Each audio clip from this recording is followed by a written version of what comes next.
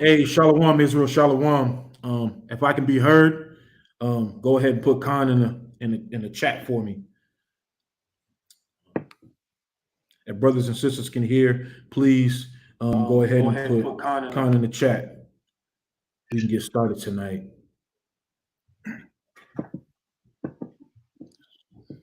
We got here. Okay. Don't got a lot. Got a few people on. So the few people that are on, if you could hear us, just okay. Thank you, Francisco. Shalom, brother.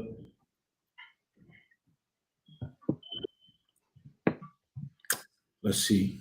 All right. So welcome everybody to Tony Bell, Shalom, King Thawada, Sister Awar, Thawada, Slim from South Texas, Shalom, Thawada.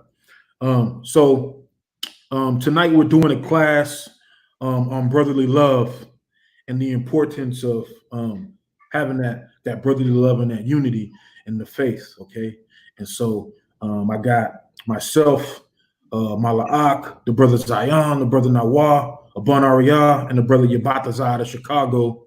Going to be edifying brothers and sisters tonight.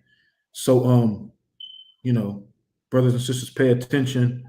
Write these precepts down. Get your pens, your Bibles, your apocryphas, your notepads. And this isn't a Q&A night, so if brothers and sisters have any questions, please send all your questions to Alpha Omega Clan AOC300@gmail.com. That's our email address. And Most High willing, every Saturday, every Shabbat, we have a live Q&A. So again, without further ado, I'll let the brothers, bring the precepts out and give the understanding to the people. Shalom, Daman, and Eric, and Lioness. Y'all, shalom.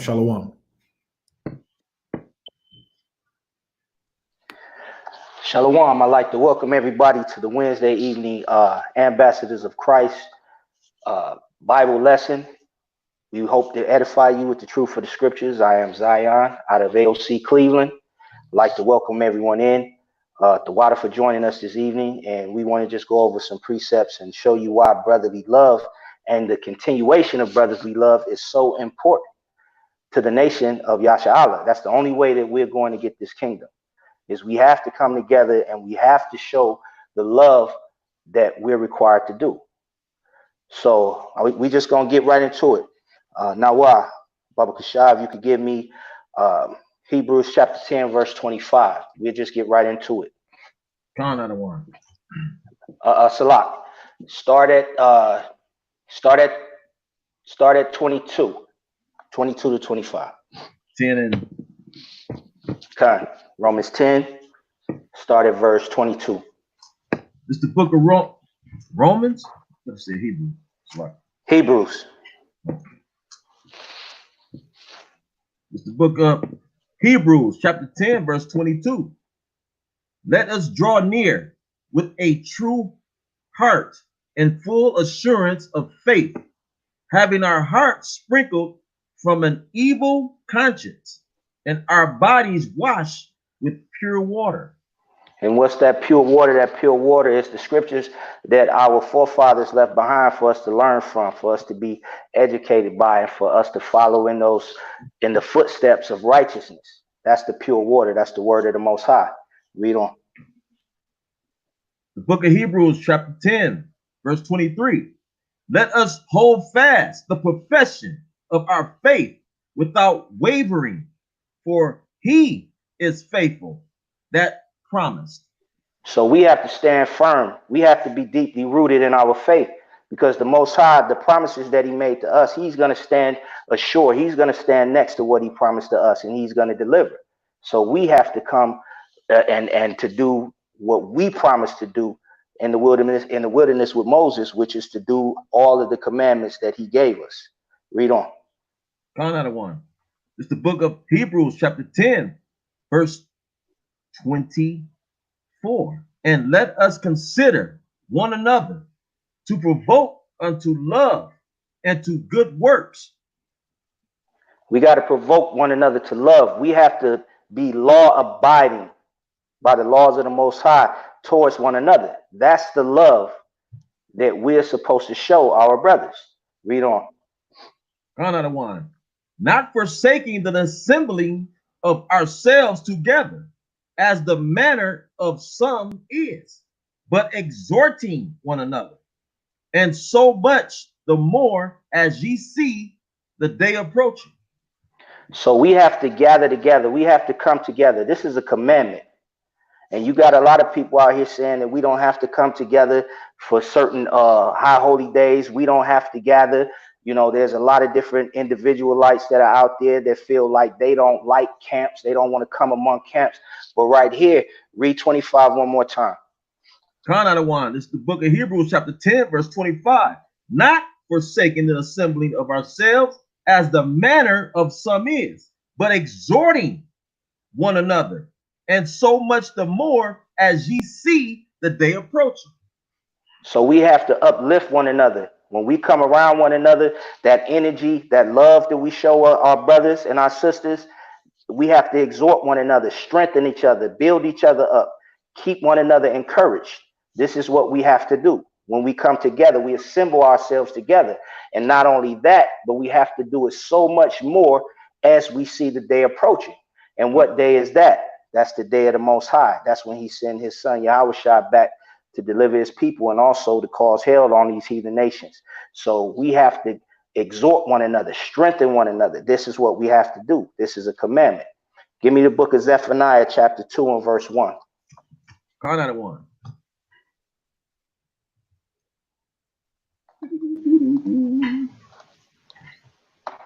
Give me a minute. The book So of you got to understand, Salaki, understand that the gathering ourselves together, this is a commandment.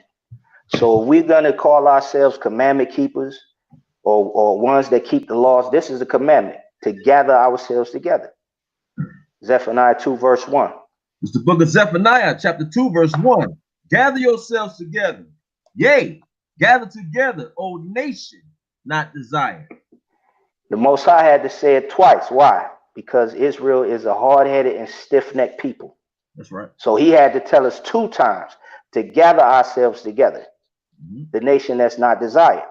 He didn't say come together through Catholicism, which Christianity or Catholic or being a Catholic, that's what that means. The word Catholicism means universal, means everybody coming together.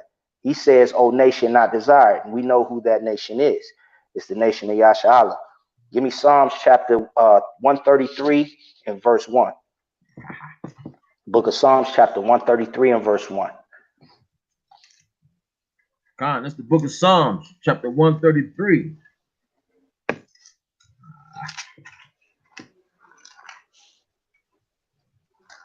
Salakia.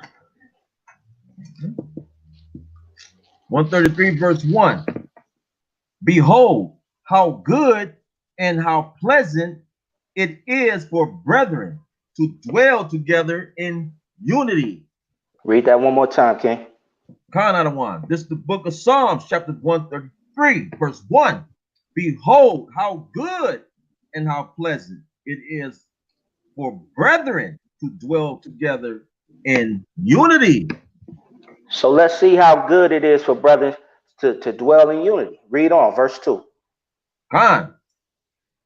Verse 2. It is like the precious ointment upon the head that ran down upon the beard, even Aaron's beard, that went down to the skirts of his garments. Read on, verse 3. Verse 3.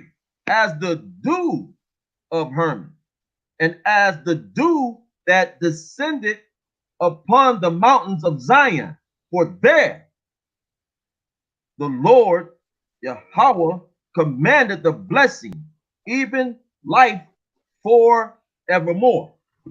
So the Most High gave us a commandment. We got to understand, when you go into the book of Deuteronomy chapter 4, you go into Leviticus chapter 26, it was a curse for us to be scattered. That was a curse that was put on us. So right here in Psalms 133, it tells you how good and pleasant it is for brethren to dwell together. That is a blessing for us to be able to come together and be in unity and to show brotherly love to one another. That's a blessing. It's a curse for us to be separated. You could go all through the entire Bible, and it shows you whenever we transgress the law, the Most High would punish us by separating us from one another. So it's a blessing for us to dwell together. And let's see why. Give me Proverbs 27 and verse 17. It's the book of Proverbs, chapter 27, verse 17. It's like it. Iron sharpeneth iron, so a man sharpeneth the countenance of his friend. So that's why it's such a blessing for us to come together and be among brothers and dwelling in unity, because iron sharpen iron. When you along your brethren and along like-minded people, it seems like the pressures of life are so much lighter, because the Most High gives all of us different attributes and different characteristics where we can basically grow from one another. I can grow from the experiences of Ambassador Abiyashaya.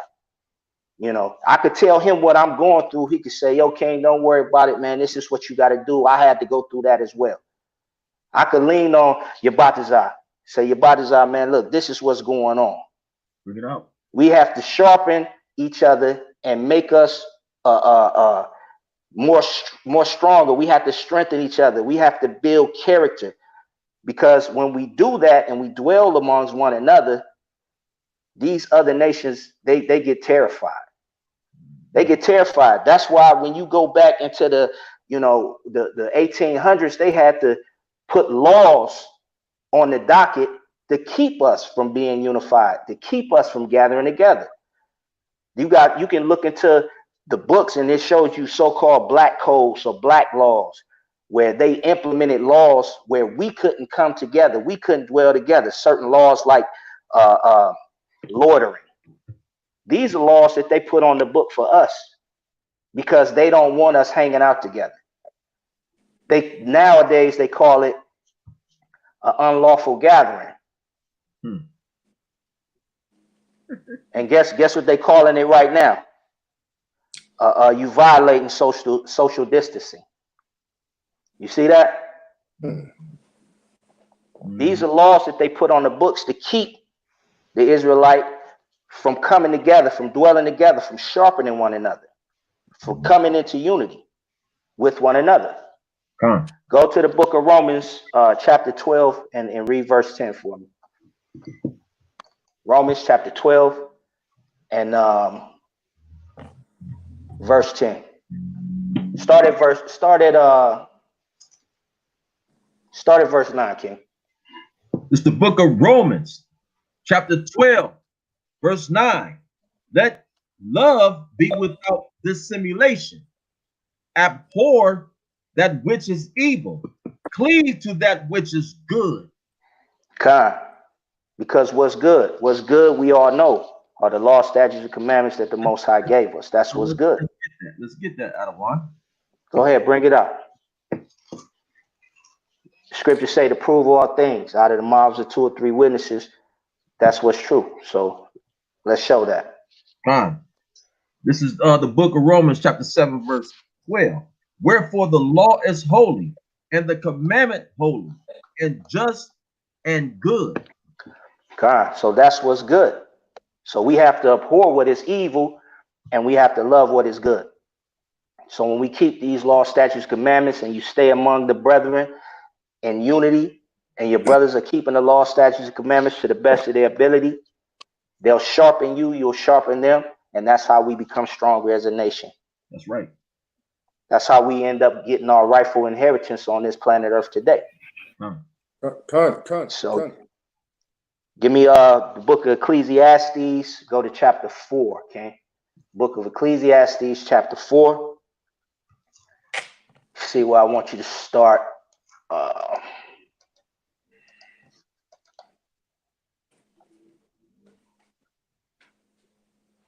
Let's see. Start at verse 8. Go down to verse 12. This is the book of Ecclesiastes, chapter 4, verse 8. There is one alone, and there is not a second. Yea, he have neither child nor brother. Yet is there no end of all his labor. Neither is his eye satisfied with riches. Neither saith he, for whom do I labor, and bereave my soul of good? This is also vanity. Yea, it is a sore travail. Read on. Verse 9, two are better than one, because they have a good reward for their labor. Con, they have a good reward. Why? Because they take the pressure off of one another. Con. They take the pressure off of one another because they're there together, working in unison, working together as brethren. Read on, verse 10. Verse 10, for if they fail, the one fall. Read that one more time, King. If they fall. For if they fall, the one will lift up his fellow, but woe to him that is alone when he falleth, for he have not another to help him up. God, so it's always better. They tell you all the time, two heads are better than one. You can bounce ideas off of one another. You sharpen your brother's countenance. The word countenance, what is that? That's his behavior or what they do. Because if we dwelling together, then we hold one another accountable. We hold one another accountable for our actions. So it makes us better people as a whole when we gather together. Let's go into the Apocrypha. I want you to get go to the book of Sirach. Give me chapter 6, and start at verse 14. Count out of one. It's the book of Ecclesiasticus 6 and what you say again, other one? Chapter 6, verse 14 through 16. Count out of one.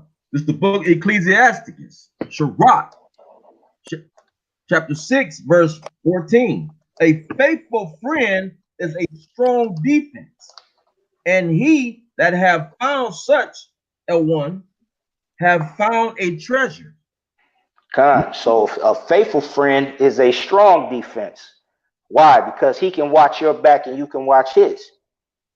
That's a strong defense. That's brotherhood. Read on, King. The book of Ecclesiasticus, chapter 6, verse 15. Nothing doth countervail a faithful friend, and his excellency is invaluable. Read that one more time, King. Take that from the top. Baba Kasha. Khan, chapter 6, verse 14, Ecclesiasticus. A faithful friend is a strong defense, and he that have found such a one have found a treasure. Nothing doth countervail a faithful friend, and his excellency is invaluable. A good friend is hard to find. That's why he holds so much value. He or she holds so much value because they're very hard to find. Just like when you dig into the earth, when you go into a gold mine, you have to continuously dig just to find gold. That's why it's so valuable. You have to go to the depths of the sea in order to pull pearls out of oysters. You got to go all the way to the bottom of the sea. That's why they're so valuable, because they're not just surface level. You can't find a faithful friend here or there. Read verse 16. The book of Ecclesiasticus, chapter 6, verse 16. A faithful friend is the medicine of life, and they that fear the Most High shall find him. So a faithful friend, very hard to find. And when you do find him, he's going to have your back. You're going to have his back. You're going to come together in brotherhood. You keep these laws, statutes, and commandments, and the Most High is going to make these people available in your life. It'll be easier for them to find. Give me the book of 1 Peter. 1 Peter, go to chapter 2. 1 Peter chapter 2. And you're just going to cut to the chase. Just give me verse 17. Can I expound on that? Okay. So it says the fear of the Lord. See, commandments are very important in this walk, because I'm going to get into that a little later. The commandments are very important to have brotherly love, okay? Because there's certain commandments that you keep in order not to tear down your brother, okay? Not to tear down your sister. All these different things. All right, we're going to get into that though. I ain't going to, get there. I'm gonna wait. So 1 Peter, what is it? 1 Peter what? Chapter 2, verse 17. And just like what you was just saying, you got to understand that it's the same way that it's certain commandments that are put in place for you not to tear your brother down, but there's also commandments to gather ourselves together. And if you don't gather yourselves together, then you're breaking that commandment. God. You're breaking that commandment. So how can you call yourself a commandment keeper? But let's go to 1 Peter chapter 2, and we'll just cut to the chase. Go to verse 17. It's the book of 1 Peter chapter 2, verse 17. Honor all men. Love the brotherhood. Fear the Most High, Yahweh. Honor the King, Hamashiach, Yahushua. Simple as that. And if you go throughout the Bible, there's plenty of examples of where there was brotherhood. There was ride or die brotherhood. You could go into the book of 1 Samuel, Jonathan and King David. That was a perfect example of brotherhood and love. Jonathan went against his father to show his friend, his brother, David love and to protect him. So if you want to look into that on your own, go into the book of 1 Samuel chapter 19, chapter 20, and it'll give you the story of Jonathan and David. Also, you can go into the book of Daniel. Go into Daniel chapter 3, Shadrach, Meshach, and Abednego. When Nebuchadnezzar was commanding them to bow down to the pagan deities and they wouldn't do it, they went into the fiery furnace together as brothers. They stood firm together as brothers. And brotherhood is not always going to be a walk in the park. You're going to have disagreements.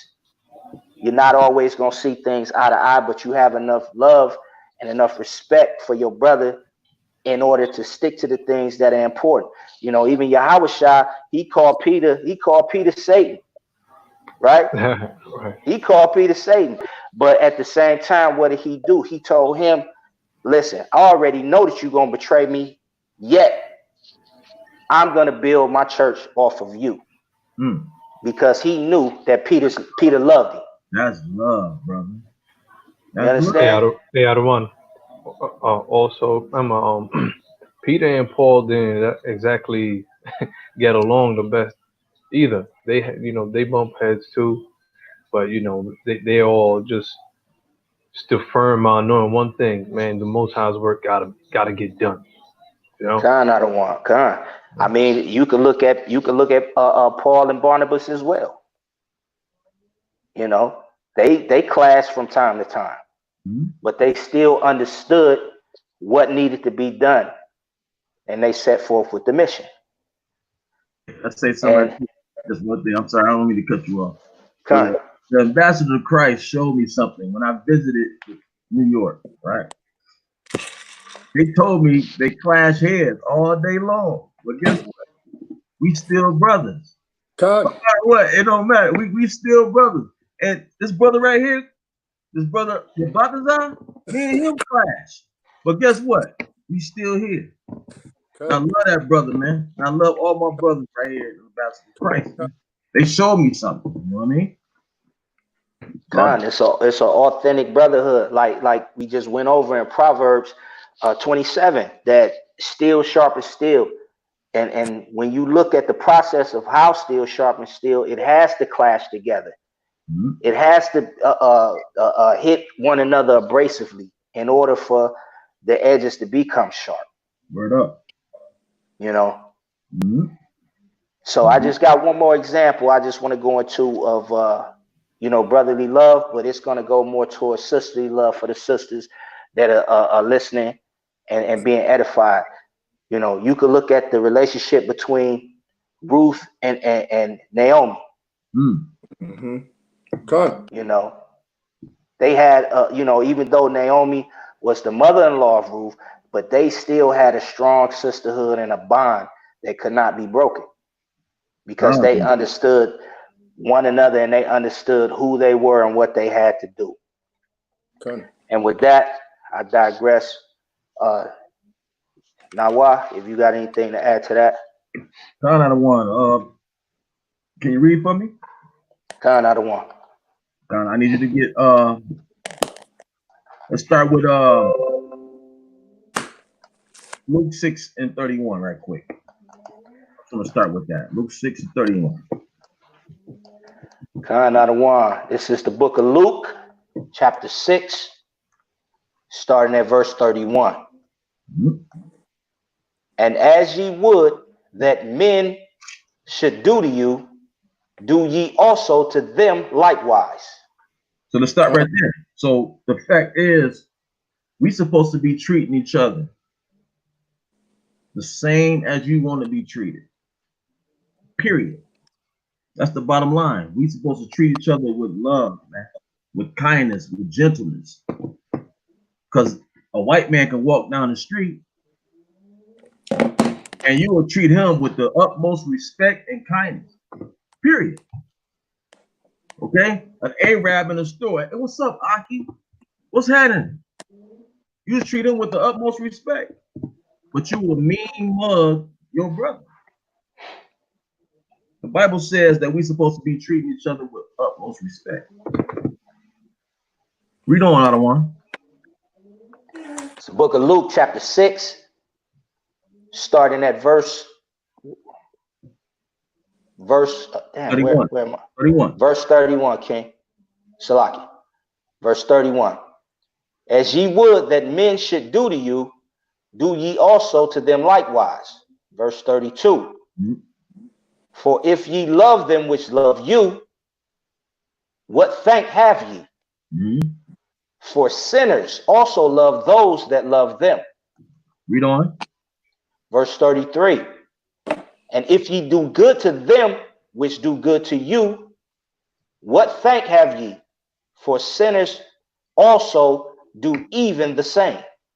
So if we do good, all right, to them that sin, eventually they're gonna realize that, yo, I'm sinning, but hey, brother, you been good to me.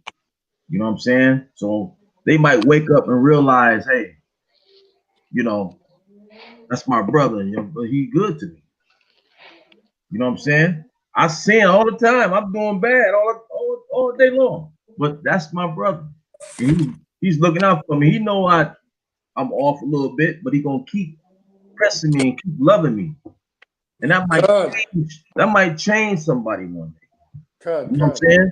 That's how we gotta do. Because a lot of us we was in this world. We needed somebody to love us. We don't have fathers and things like that, to love us and embrace us, man. So we got to be the father figure in our communities. Okay, we have to be the father figure and embrace one another. That's how God. we're gonna start loving one another. Read on. Verse 34. And if ye lend to them of whom ye hope to receive, what thank have thee? Mm. What thank have ye? For sinners also lend to sinners to receive as much again. See, and that's the thing. We always expect something back from what we lend, but sometimes you gotta give, and the Messiah is gonna repay you. That's how you gotta think in your mind. The Messiah is gonna repay you. You just give, brother. what you do. You don't have to give something to your brother and then you expect something in return. Sometimes you just give from the mind, from the heart. You know what I'm saying? That's what you do. Read 35. Khan Adawan. This is the book of Luke, chapter 6 and verse 35. But love ye your enemies and do good and lend, hoping for nothing again. But do what now? Hoping for nothing again. Okay, read on. And your reward shall be great. And ye shall be the children of the highest. So stop right there. So the Most High is long suffering. We got to be an example just like him. We got to be an example like our Father, the Most High. Not expecting nothing in return, because he's not expecting nothing to return with our hard-headed selves. We hard-headed. We stubborn. But he giving us all. He's long-suffering. He's say, look, I still love you, no matter what. You my children. Ain't that's how we treat our children? Our children hard-headed as I don't know what. We still love them. We still feed them. We put a roof over their head. We pay the bills, make sure they have this and have that. That's what our Father do. That's brotherly love. When you see your brother out there on the street, no matter what he's doing, hand him something, man. Give him something. Read on, Adawan. Finish that up. Khan. For he is kind unto the unthankful and to the evil. So he is kind. Who is he? Mashiach Yahushai. Yahweh. Both. Kind to the evil. They wanted to murder and kill him. Yahushai. But what do you do? That's the kind of substance that you got to have within yourself. Even though this man, he don't like you, when you out there on the street, he teaching and this and that, he ready to do whatever he want to do to you. But you're supposed to still have that compassion within you, that you still want to, you know, that's my brother and I got to love him. I know he's sick in the head. He's a sick man. But I still love that brother, man. That's my brother. Give me, let's go to, John 13. Let's go to John 13 right quick. It's hard. It's hard to love our brothers and sisters. It is. But It's the book. we have to do it. We have to show them. So read that out of 13:34. Khan Adawan. This is the book of John, chapter 13, starting at verse 34. A new commandment I give unto you, that ye love one another, as I have loved you, that ye also love one another. Read on. By this shall all men know that ye are my disciples, if ye have love one to another. Okay, so if you have love to one another, people out there are going to see you. They're going to see we'll be out there on the street, we're giving each other the kiss, you know what I'm saying? Big up in each other. Look, that's they together. So when people see it, people get on IUIC, but when they start marching through those neighborhoods, that's powerful. When they see ambassadors of Christ together, that's powerful. No matter what we go through, we argue with one another. That's powerful. I remember growing up in my neighborhood. I argued with my brother next door, man. Next door. The next day, we back in the sandbox. We back in the sandbox. I don't want loving one another. Even though we hated, you know, we hated each other the day before. But we back in the sandbox the next day. Today we don't have that. We ready to take a gun and pop. You know what I'm saying? That's because we had a nation, we had a village, we had men in those neighborhoods that said what? Love one another, man. They'll pull you to the side. Come here. So y'all stop that. Y'all supposed to love one another. Period. So give me I need James 2:8. James 2:8. Khan Adawan. It's the book of James, chapter 2, starting at verse 8. Mm-hmm. If ye fulfill the royal law according to the scripture, Mm-hmm.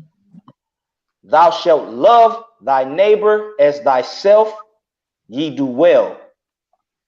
So that's what we're supposed to be doing. Loving each other as thyself. You wouldn't beat your brother down. You know what I'm saying? I mean, somebody, you wouldn't beat yourself down. You wouldn't beat, and disrespect your own self. So you're supposed to love you're supposed to love that brother like you love yourself. Period. Okay? So let's go to Hebrews, I think it's 13. Hold on. Let me check this. Where the royal law is.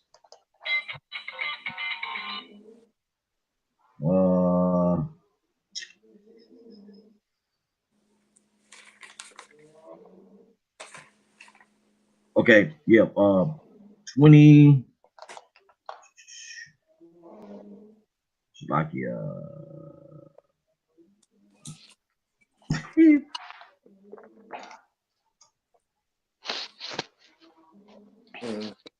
Slovakia, we're gonna skip that. Go to Galatians 6. Go to Galatians 6. We'll start at the first chapter. Because Hebrew, Galatians 6. It's the book of Galatians, chapter 6, Verse 1. starting at verse 1. Mm-hmm. Brethren, if a man be overtaken in a fault, ye which are spiritual, restore such a one in the spirit of meekness, considering thyself, lest thou also be tempted. Read on. Bear ye one another's burdens, and so fulfill the law of Hamashiach. So stop right there. So it says, bear ye one another's burdens, and so fulfill the law of Christ. Okay? Because the Most High did what? Or Hamashiach Yahushua did what? He bared our burdens. Okay? He bared our burdens that we just did not obey the law or anything like that. So he had to come back and do what? Sacrifice for us, man. So read on. Verse 3. For if a man think himself to be something, when he is nothing, he deceiveth himself. He is nothing. Don't put yourself up here, okay? And try to be over your brother and things like that. You're nothing. If you're not putting yourself on the cross and dying on, brother, you nothing. Okay? You're nothing. So read on. I don't want. Khan Adawan. Verse 4. But let every man prove his own work, and then shall he have rejoicing in himself alone, and not in another. So stop right there. So let's go to Exodus. I'm gonna go to Exodus. I'm gonna show you. You're gonna prove. This is how you prove.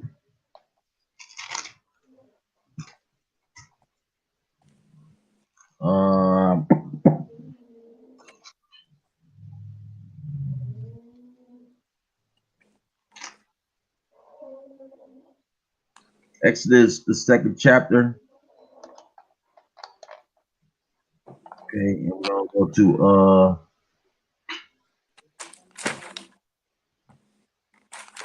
to verse 10. Khan Adawan. This is the book of Exodus, chapter 2, verse 10. And Salakia, this is the big up to the sister. This is the love that we're supposed to have for each other. All right? Read on. And the child grew, and she brought him unto Pharaoh's daughter, and he became her son. Mm-hmm. And she called his name Mashah. Mm-hmm. And she said, because I drew him out of the water. Okay. Talking about Moses. Read on. And when it came to pass in those days, Mm-hmm. when Mashah was grown, that he went out unto his brethren and looked on their burdens. Mm-hmm. And he spied an Egyptian smiting a Hebrew, one of his brethren. Read on. And he looked this way and that way. And when he saw that there was no man, he slew the Egyptian and hid him in the sand. So that's brotherly love. Start right there. He slew the Egyptian because that brother, the Egyptian murdered or was trying to murder their brother. So that's brotherly love. Just like you see today what's the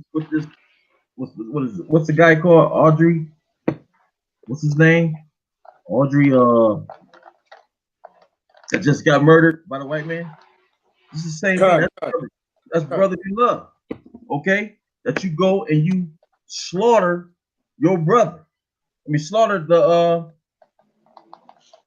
enemy. Okay? That was trying to slaughter your brother. That's what happened here. He took up for him. That's love. That's the love that we're supposed to have. All right, for one another. It's that strong. We don't see that no more. I remember when I was growing up in our neighborhoods, you couldn't come in our neighborhoods.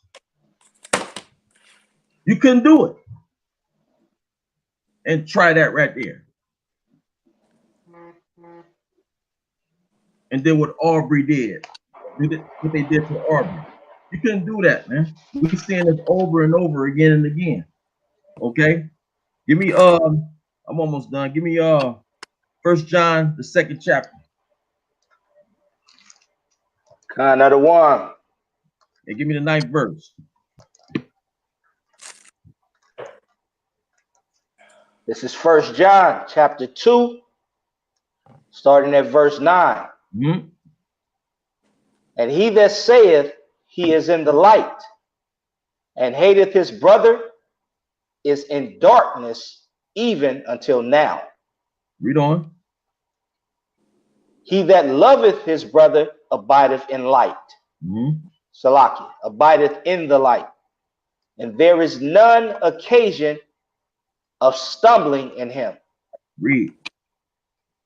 But he that hateth his brother is in darkness and walketh in darkness, and knowing not whither he goeth, because that darkness hath blinded his eyes. Start right there. So if you say, all right, you love your brother and you hate of him, you're walking in darkness. You're walking in darkness. This is what this is all about. That curse in Deuteronomy 28 and 54 is strong on us. It's strong on us. That we hate each other so bad. We're willing to go out and take a gun and shoot our brother instead of protecting our brother like Moses did. Going out and slewing. We're not willing to do that. Seeing our brother die, we rather put up cameras and all these different things and shoot film and all that. We rather do that than go out and take aim at someone else. So if you hate your brother, you are in darkness. Period. 1 John 3 and 16. Read that. I don't know. Adawan. This is the book of 1 John, chapter 3, Verse 16. Hmm.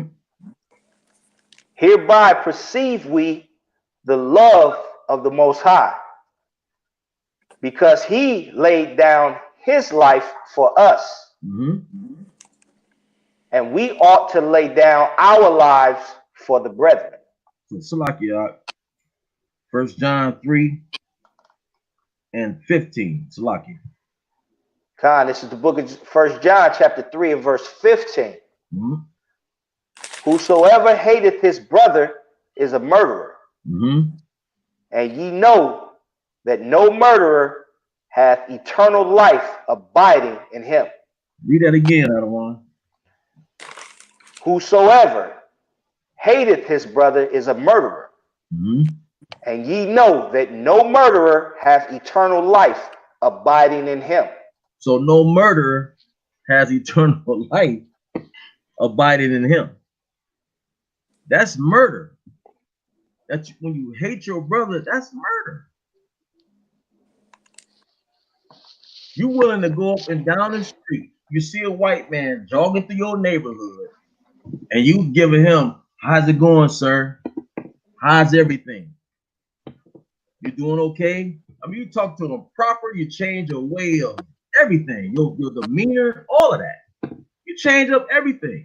And you willing to do that for the white man, but you can't do that for your brother? You're not willing to shake the hands of your brother? Are you serious? That's straight up hatred, man. Aki, how you doing, man? What's up? How you been? That's straight hatred. So give me this is my last one. Hebrews 13. Let's see. Hebrews 13. Khan out of one. This is the book of Hebrews chapter 13. Hold on, it's lucky. Yeah, read that. Read it.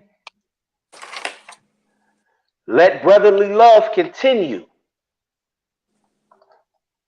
Read the Be second. not forgetful to entertain strangers, Mm-hmm.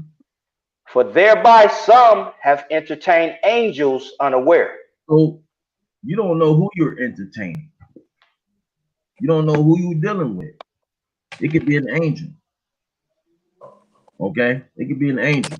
It's imperative that we as a brotherhood and sisterhood, we come together as one. Gather yourself together like Sergeant Zion brought out. We got to gather ourselves together. That's brothers and sisters. All right? So with that, I want to bring my brother Yabat Zion. Con. Hey, Zion, can you read for me, King? Khan out of one. All right, man. Y'all two brothers, man. Y'all a tough act to follow, man. You brothers definitely came with the heat, man. And and I'm definitely gonna come with what I got. Let's start off at Genesis chapter 4, verse 9. Genesis. Khan out of one. It's the book of Genesis chapter 4, starting at verse 9. Mm-hmm. And the Most High said unto Cain, where is Abel thy brother? And he said, I know not. Am I my brother's keeper?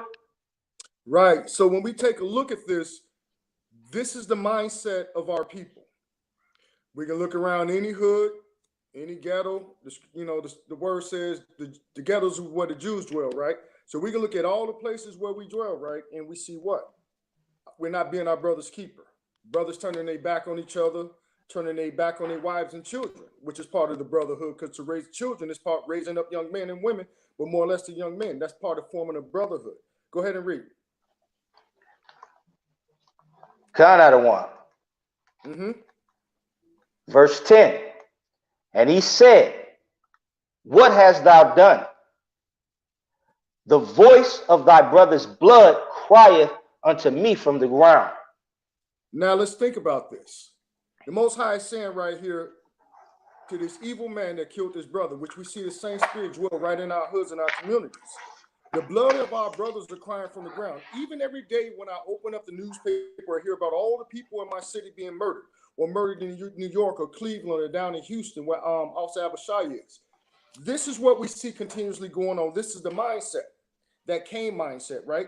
That spirit of hatred, the curses that we see in Deuteronomy 28, right? So go ahead, because this, what happened with Cain, this is actually what's happened with us. Read down some more for me. Read 11. Verse 11. And now art thou cursed from the earth, which hath opened her mouth to receive thy brother's blood from thy hand. Uh-huh. Go ahead. When thou tillest the ground, it shall not henceforth yield unto thee her strength. Uh-huh. A fugitive and a vagabond shalt thou be in the earth. Right, right. So when we take a look at what happened to us, when we take a look at what happened back over in First Kings, grab First Kings chapter 12 and 4 for me, right? Because when we're looking at this right now, people have been scattered into all the four corners of the earth, right? And most of these communities or these countries or these lands like America's, they consider us criminals. We're looked at as fugitives, as vagabonds, the bottom of the earth, right? Because we're a lawless people, right? And where there's no law, there's no love, right? Everything when we talk about, like when Sergeant Nawal was saying about, showing that brotherhood when you greet your brother and having that evil in your eye towards your brother. This is the spirit that a lot of our brothers dwell in, and this is why the importance of what we're doing in the highways and the byways, bringing brothers together from Chicago, New York, Cleveland, California, Michigan, Houston. It's important because this is what brotherhood is about. So let's go over to give me a second. I just had it real quick. 1 Kings 12, Salakia. Start up at 1 Kings 12 and 4. Because I want to take a look at some of the things that's showing the division that we even see in our nation right now, especially with the southern and the northern kingdom, right? Because this right here, where we're going to, is going to show where we started fighting major wars with each other. And what we're not doing, we're showing brotherly love to each other, right? So let's go to 1 Kings, start at verse 4 for me, King. Shalak, chapter 12 or chapter 4? No, I'm sorry, 1 Kings 12 and 4. Start at 12 and 1, and then we're going to drop down to 4. Just to establish. Count out of 1. It's the book of 1 Kings, chapter 12, starting at verse 1. Uh-huh. And Rehoboam went to Shechem, for all Israel were come to Shechem to make him king. Right. Go ahead. Drop down to 4 or continue? No, drop down to 3. Verse 3. So basically what's happening is, if we understand the history of the scriptures, this was after the time that Solomon died, when Solomon kind of went off in idolatry and all of that, and the Most High, took him from amongst us, where there's mourning and weeping. So his son Jeroboam was the next king in line. So that's what the context is, right? So this is right when he started to establish his rulership, and all of Israel, the northern and the southern kingdom, are coming to pay homage and honor to this brother, right? To this king, right? To keep the to keep the nation united, right? Or to bring us back together. But go ahead. Start at verse 3. God, this is 1 Kings chapter 12, verse 3. Uh-huh. That they sent and called him. And Jeroboam and all the congregation of Israel came and spake unto Rehoboam, saying, Thy father made our yoke grievous. Now therefore make thou the grievous service of thy father and his heavy yoke which he put upon us lighter, and we will serve thee. Did you see the humility of our brothers and sisters? They came pleading to Jeroboam, saying, hey, lighten this yoke up upon us. We want to come back. We're going to serve you. Just make this burden and this law upon us, a little more balanced. Proverbs 11 and 1, a false balance is an abomination to the Most High, but a just weight is his delight. But go ahead, King. Verse 5. And he said unto them, Depart yet for 3 days. Then come again to me. And the people departed. Right. Go ahead. Verse 6. And King Rehoboam consulted with the old men that Uh-huh. stood before Solomon his father while he yet lived, and Right. said, How do ye advise that I may answer this people? Read. And they spake unto him, saying, If thou wilt be a servant unto this people this day, and wilt serve them, and answer them, and speak good words to them, then they will be thy servants forever. So here is wise counsel given to this young brother, right? On what to do and what's righteous and how to bring balance. Meaning you have the loyalty of the people, the loyalty of the brotherhood, the unity of all the tribes, right? But read on. Verse 8, But he forsook the counsel of the old men, which they had given him, and consulted with the young men that were grown up with him, Uh-huh. and which stood before him. Okay. And he said unto them, What counsel give ye that we may answer this people, who have spoken to me, saying, Make the yoke which thy father did put upon us lighter? Uh-huh. And stop at verse 10. Kind out of one. And the young men that were grown up with him spake unto him, saying, Thus shalt thou speak unto this people that spake unto thee, saying, Thy father made our yoke heavy, but make thou it lighter unto us.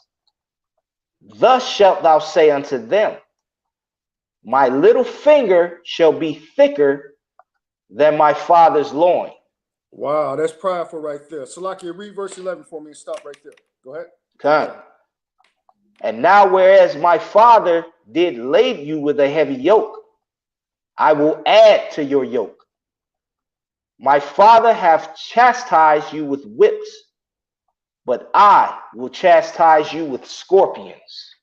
So what I discern from when I read this, and there's also more precepts on this in 2 Chronicles chapter 10. You can start at 4 through 14. And you can actually read on 1 Kings 12, 4 through 19 to get some more context.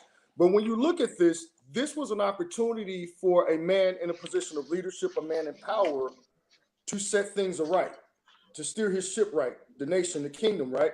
But what do we see? We see he didn't take the wisdom of the elders or the leaderships or the men that were learned. He went to the men that grew up with him that were a little more unlearned.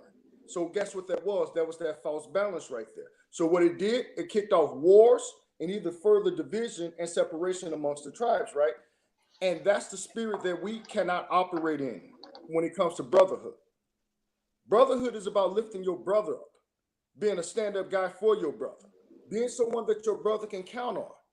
I'm from Chicago. My city ain't no different than any other city, so I don't try to prop Chicago up like it's worse or better than anywhere else. But when it comes to brotherhood and the law, statutes, and commandments, we have to understand that there's an order. And Yahweh Shai gave us ways to order our steps with our friendships. So what I wanted to do is let's jump over to Sirach chapter 6, verse 32. Because I'm kind of jumping around a little bit because you brothers dropped a lot of good stuff. So, not to sound like a broken record, I just want to jump a couple other places outside of what you brothers spoke eloquently. So the book of Sirach, chapter 6, verse 32. One. This is the book of Ecclesiasticus, better known as Sirach, chapter 6 and verse 32. My son, if thou wilt, thou shalt be taught.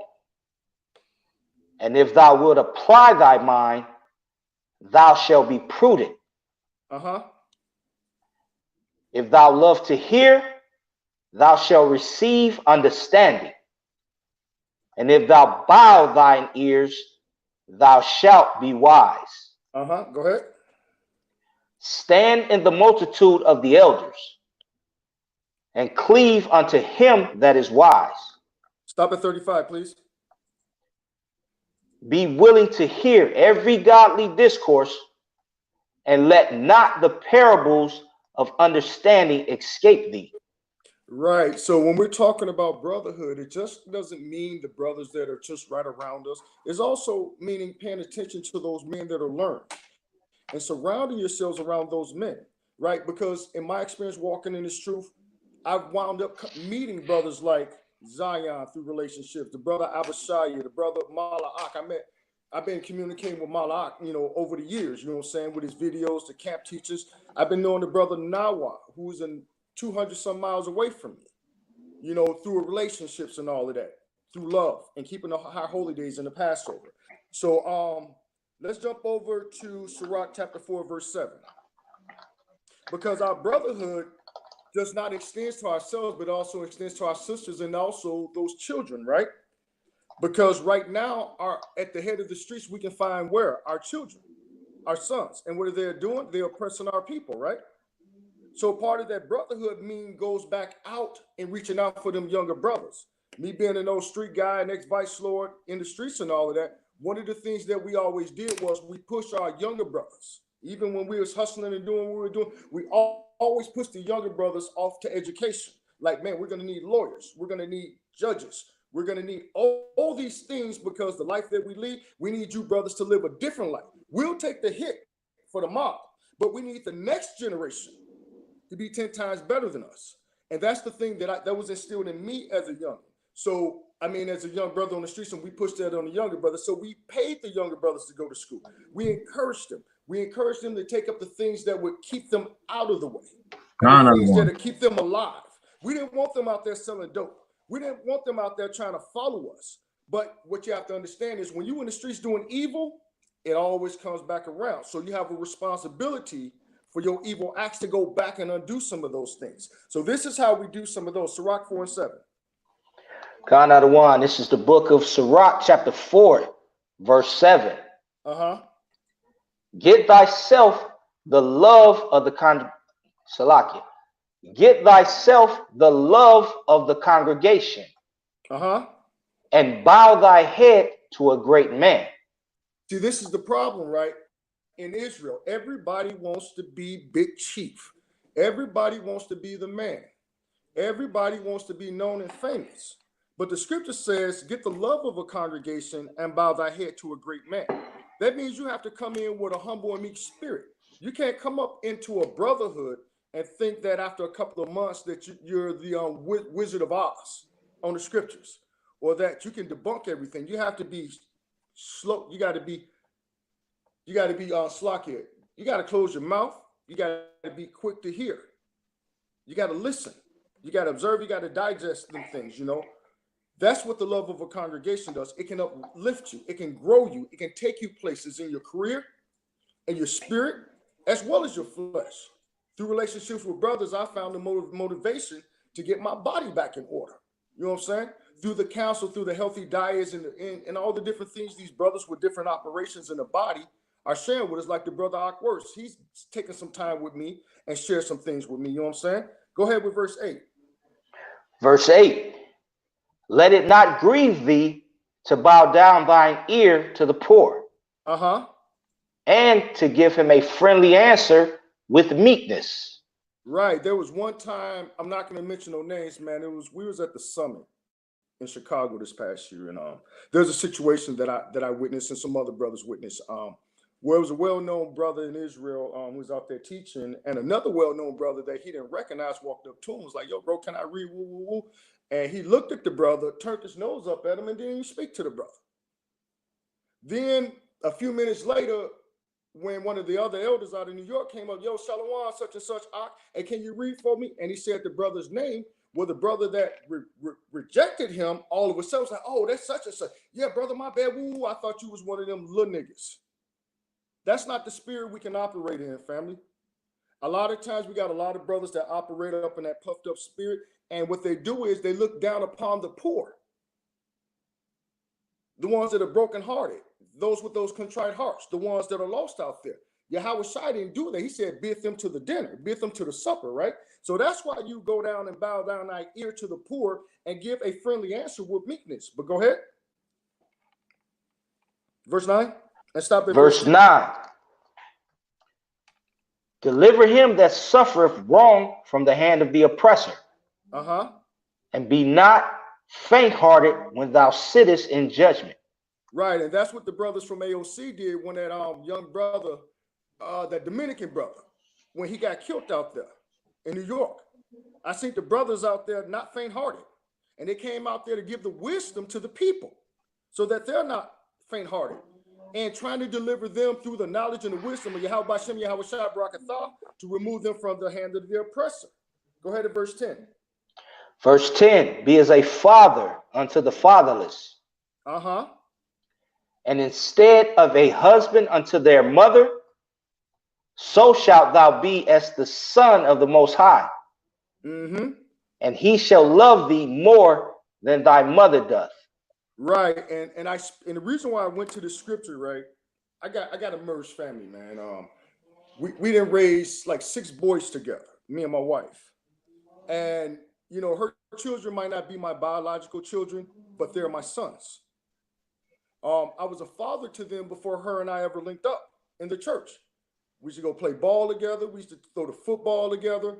I used to pick them up. We used to ride around together and hang out because there was nobody else to hang out with them. You know what I'm saying? And through that time, I wasn't even looking at my wife in that manner. She was just another woman in the church at that time. But as time went on, the Most High showed me what it was. And through this time right now, we have a merged family. And the 6 young men are doing great. Even the ones that are going through afflictions, they have the faith and they're moving in this work, in this walk, right? Let's jump over to Leviticus chapter 25, verse 35 through 36. Leviticus 25, 35 through 36. God, this is the book of Leviticus, chapter 25, starting at verse 36. 35, 20, no, Leviticus 25, 35, Salakia, 25, 35. God, Adawan. Leviticus 25, 35. And if thy brother be waxen poor and fallen in decay with thee, then thou shalt relieve him. Yea, though he be a stranger or a sojourner, that he may live with thee. Go ahead, verse 36.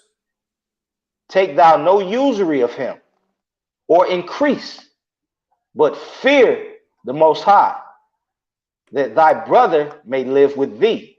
Khan, and this is some of the things that we exercise down here in Chicago, man, when we know that one of our brothers is in a situation, whether it's financially or living arrangements, man, we get on the phone together and we come up with a plan for that brother, and we open up our doors. We've opened up my household alone, and not trying to talk about us, but Chicago alone. I know between the brothers, none of our brothers will ever be homeless. None of our brothers will ever be hungry, because we won't allow that, because we fear the Most High, and we love our brothers as ourselves, and we want our brothers to be as ourselves, right? So let's jump over to Proverbs 17 and 17. Proverbs 17 and 17. God, Adawan. It's the book of Proverbs, chapter 17, starting at verse 17. A friend loveth at all times, and a brother is born for adversity. Can you read that one more time, King? God, Adawan. A friend loveth at all times, and a brother is born for adversity. Khan, and I thank brothers like Zion and Nawa, man. I wound up going through something a few years ago. Real painful situation for me, man. I was really down, man. I was praying to Yahweh to bring me up out of this place I was in, man. I was in a real bad rut, man. And I didn't even know Zion at this time, right? Zion was still a stranger to me. He was just a brother on classes that I would hear his voice and we'd dialogue that way. Man, I took a trip up to Cleveland, man, because the Most High told me to go up there. And I didn't know why he sent me up there, but he told me to go be around my brothers. And I sat at the table with Nawa for about 2.5 hours, man. And the brother lifted up my countenance. I mean, I was broken. I was emotional. I was broke. My spirit was broken. I didn't know what to do. But the brother Nawa spoke life into me for 2 or 3 hours. We sat there and chopped it up. We went through all the details, and that brother was born for adversity. Like how the brother said, we may have our disagreements here and there, but the one thing I know about Nawa, that brother loved Israel, and he loved his people. He'll lay his life on the line. Later on that evening, while we was all hanging out, I got a chance to sit down with Zion. And the brother may not remember the things that he said to me, but he said he had been watching and observing and things that, I had taught classes and things of that nature. And while I was broken, that brother did not know that he spoke courage back into me. He encouraged me when I felt discouraged and when I was down and out, a stranger. That's why the scriptures say, always entertain a stranger because you may entertain an angel. You never know what the Most High has for someone to offer you by word or deed. You know what I'm saying? That's what true brotherhood is. Jump over to Proverbs 18:24. I got, y'all know me, man. I got precepts for days. But let's go over to Proverbs 18 and 24. Khan Adawan. This is the book of Proverbs, chapter 18, verse 24. Mm-hmm. A man that hath friends must shew himself friendly. Khan. And there is a friend that sticketh closer than a brother. That's what Yahushua wanted us to do when he brought the truth, when he came back and he died for us and became our Passover and was sacrificed for us. Where one man died for our nation, that was the whole purpose of what he sought, was to bring together back the brotherhood of the nation of Israel, right? That's what it's all about. That Zephaniah 2:1 and that coming together, O nation I desire, all of that is important because it's righteous. And this is how we should dwell with each other. Jump over to Proverbs 27:10 for me, Adawan, please. Khan Adawan. Proverbs 27:10. Book of Proverbs, chapter 27, verse 10. Uh-huh. Thine own friend and thy father's friend forsake not. Neither go into thy brother's house in the day of thy calamity. Mm-hmm. For better is a neighbor that is near than a brother far off. Right, man. You should never forsake the brotherhood, man. Forsaking the brotherhood is like forsaking Yahweh.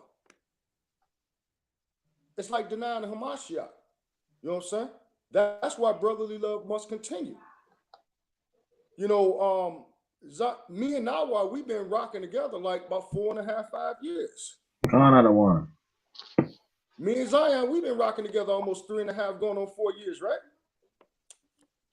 Them brothers might be in other states, but they're on speed dial. I can hit them brothers up early in the morning, middle of the night. All of that. If I need arms, if I need counsel or support. And I return the same favor to them brothers because that's what the Most High commands us to do as brothers, right?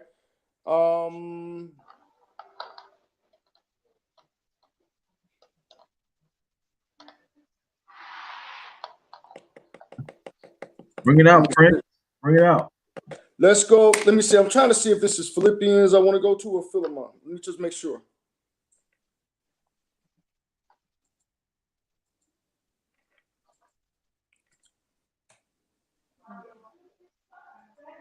Yeah, jump over to Philippians 2:1 out of 1, please. Khan Adawan. It's the book of Philippians, chapter 2, starting at verse 1. If there be therefore any consolation in Hamashiach Yahushua, if any comfort of love, if any fellowship of the Spirit, if any bowels and mercies, fulfill ye my joy, that ye be like-minded, having the same love, being of one accord, of one mind. Right, being one mind, one body, one spirit. And like Malak said, he's going to touch on about those different operations. You know what I'm saying? Go ahead and do verse 3 for me real quick. Verse 3, let nothing be done through strife or vainglory, but in lowliness of mind, let each esteem other better than themselves. Right. Don't become puffed up and think that you're better than these new ones coming in. Remember the scriptures talk about the 11th hour, right? So we got to treat them like little children, man. Meaning not children in the essence of a child, but treat them gingerly. We got to mold and scope them. We got to teach them, because remember, we had to unlearn everything we didn't learn that we learned. We had to unlearn. So one of the things I'm going to end with, I got more, but I don't want to take up too much more time. One of the things that I learned observing AOC, it was one of the times we was out in Cleveland. I believe it was at the Truth concert, and situation arose, and I kind of observed everything, that went down, and some brothers may remember it. But one of the things that I found interesting that came out of the mouth of General Hashar, right, was that when you walk with a man 10, 15, 20 years, that's called brotherhood. That's called not forsaking another man. Every brother has a strength and every brother has a weakness, and you try to build them brothers up on their strength, and also try to help them out in their times of weakness and understand the balance of what that man's heart and his spirit is, because you judge a tree by its fruits, right? So by watching those things and observing those things, I knew that the ambassadors of Christ understood brotherhood the same way we did when we were together. And that's why you see us all merged together as one body, one mind, one spirit, as the ambassadors of Christ all across America. And I digress.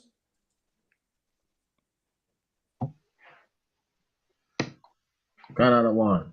Hey, can I say just one thing? Yeah, go ahead. Come. Okay. You spoke on General Hashar. Right. General Hashar is a phenomenal leader, and I'm not, or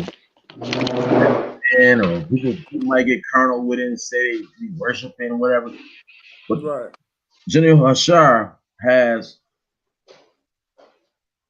shown leadership. I've been here, and I have not been here long. I've been with I Am Israel. Now I'm here with Ambassadors of Christ.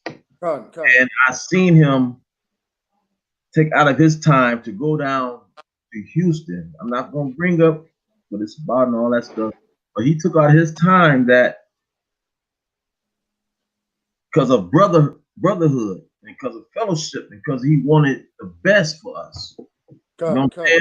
That he went down to Houston to squash some things and things like that. You know what I'm saying? He just wanted to show that he loved. You know what I'm saying? He loved. I'm telling you, I have not seen that in this world. You know what I'm saying? I was in the service and I seen a little bit of that, but not in this world. You know what I'm saying? Not outside of that. You know what I'm saying? That's the kind of love we have to have towards one another. That love that I'll do anything for my brother in order to, I'll sacrifice whatever. This is what we have to have. That's brotherhood. That's that love. That's a strong love. We don't sacrifice no more for each other. When I was coming up, like when I said before, when I was coming up, we sacrificed. We love each other so much. My neighborhood. You want coming in my neighborhood, start nothing. Con. You know, Con. I want to bring that out. Con, I got one more precept if I can slip this in real quick. Yeah, bring it out. Huh? I'll see my list, man, but I don't want to, I'm just trying to be, kind of modest and humble at the same time. Did we do this one, Sirach? Hey, now what? Can you read Sirach 37, verse 12 through 16? Yeah. Because this is going to sum it up for me real quick. Sirach 37 and 12. Another one. This is the book of Sirach, chapter 37, verse 12. But be continually with a godly man who thou knowest to keep the commandments of Yahweh, whose mind is according to thy mind, and will sorrow with thee if thou shalt miscarry. Go ahead, read. Another one. The book of Sirach, chapter 37, verse 13. And let the counsel of thine own heart stand, for there is no man more faithful unto thee than it. Read. Another one. Verse 14. For a man's mind is sometimes wont to tell him more than 7 watchmen that sit above in high towers. So, Salakia, let's take a look at this, right? it says continuously be with a godly man. That's what brotherhood is about. If you striving or you running with anybody outside of a man that keeps the law, statutes, and commandments of the Most High, you going off and you putting your life in danger, right? And it says, and it talks about in 13 about the counsel of a man's own heart. The scripture says, "Don't lean on to thy own understanding." So what it's doing is it's telling you that a man trusting his own counsel in his own mind, there's nothing you can tell him, right? For his own mind won't even tell him the wisdom that you get from 7 wise men, or 7 wise brothers, or 7 wise elders, or 7 wise teachers, right? Right?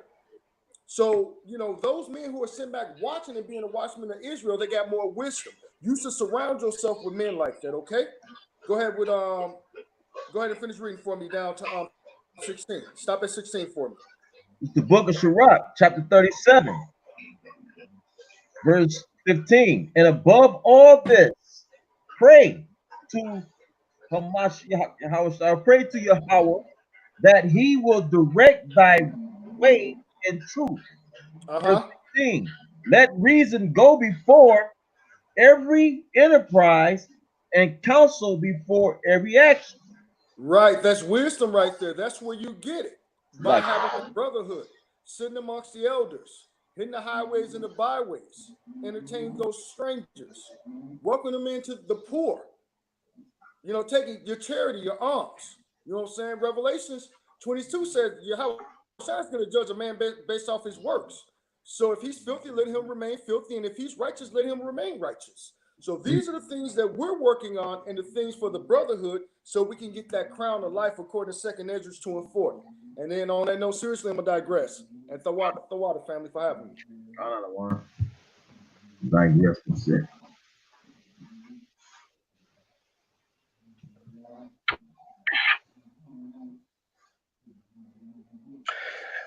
Hey, Shalom, Israel. So, growing up in Brooklyn, I've known a lot of people who weren't biologically related to me, but I considered brothers. A couple of kings here tonight touched on that, and I think that's what we need to really look at. What can be considered a brother? Who's a brother? They always have that thing where they say blood is thicker than water. And that might be okay from a genealogy standpoint. They also have to, I think you have to include what a brother is according to the way the scripture was written, according to the way the Mashiach taught it, which was coming straight from the Most High.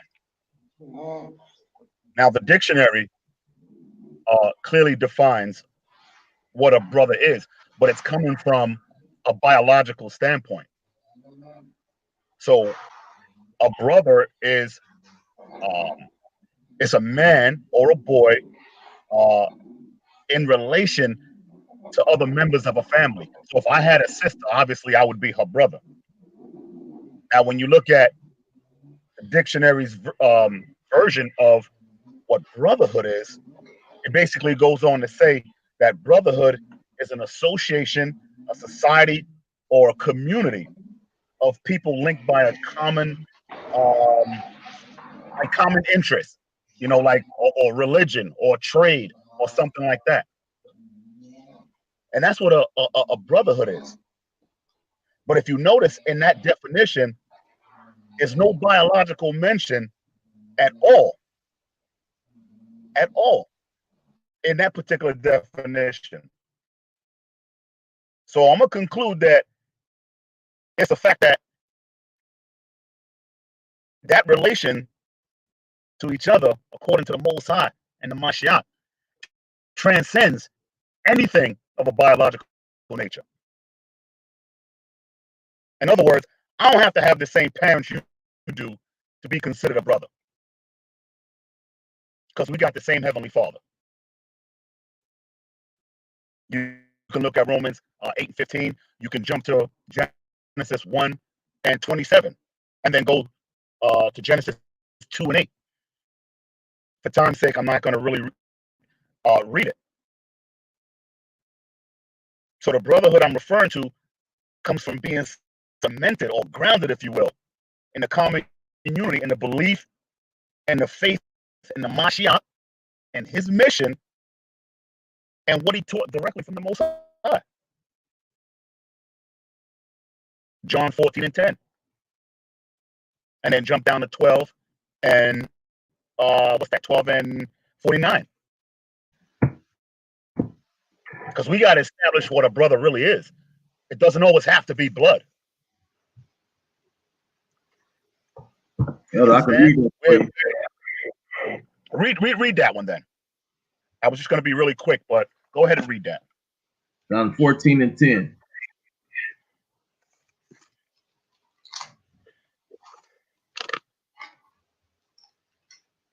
It's the book of John, chapter 14, verse 10. Believest thou not that I am in the Father, and the Father in me? The words that I speak unto you, I speak not of myself, but the Father that dwelleth in me. But the Father that dwelleth in me, he doeth the works. Verse Now jump down to 12 and 49. John 12 and 49. Because I just wanted to go there so that we can establish that what the Mashiach was trying to show us and teach us came directly from the Father.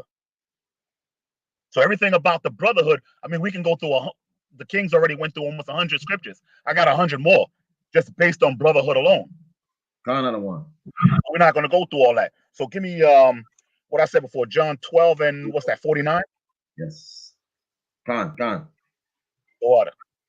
It's the book of John, chapter 12, verse 49. For I have not spoken of myself, but the Father which sent me, he gave me a commandment that what I should say and what I should speak. See that?